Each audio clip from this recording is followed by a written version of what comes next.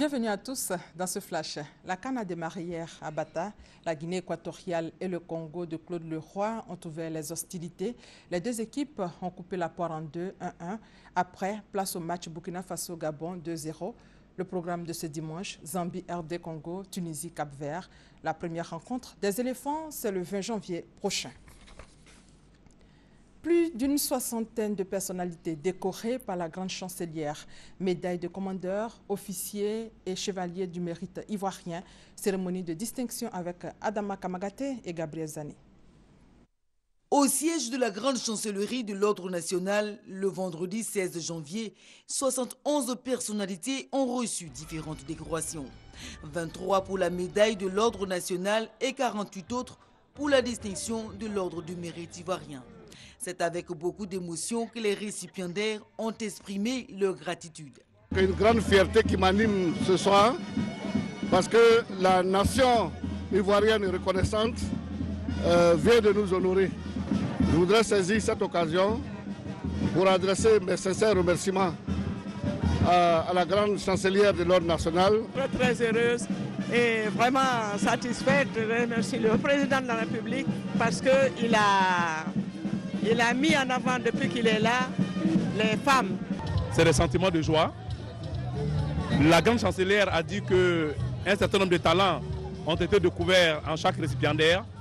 Je pense que mon talent à moi n'est pas l'œuvre de moi-même, mais c'est l'œuvre de tous ceux et toutes celles qui m'ont accompagné dans la gestion de mes tâches professionnelles.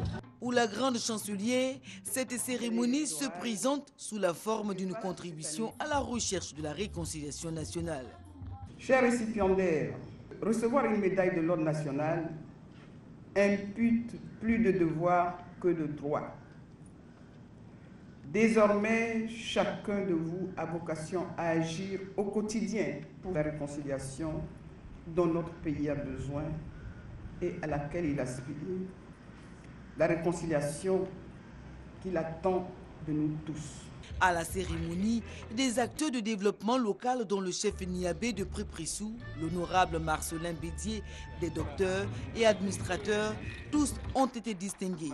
Ces acteurs de la vie nationale méritent respect et reconnaissance, selon Henriette Dagri Dabaté, la grande chancelière. Et puis le fonds de prévoyance militaire remet des chèques aux retraités.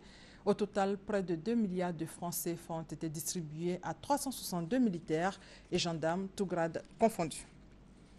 Hors de nos frontières, environ 400 véhicules de l'armée tchadienne ont pénétré samedi après-midi à Kousséri, ville frontalière du nord du Cameroun, acclamée par la foule. L'armée tchadienne se déploie pour combattre le groupe islamiste Boko Haram au Cameroun et au Nigeria. Le Conseil de sécurité de l'ONU a salué samedi l'annonce par une coalition de milices, notamment islamistes, d'un cessez-le-feu en Libye et a menacé de sanctions ceux qui feraient obstacle aux efforts de paix dans ce pays. Il y a 2 ans, nous voyons naître la première tablette ordinaire africaine au Congo. Thierry Ndoufou s'est dit « Pourquoi pas moi ?»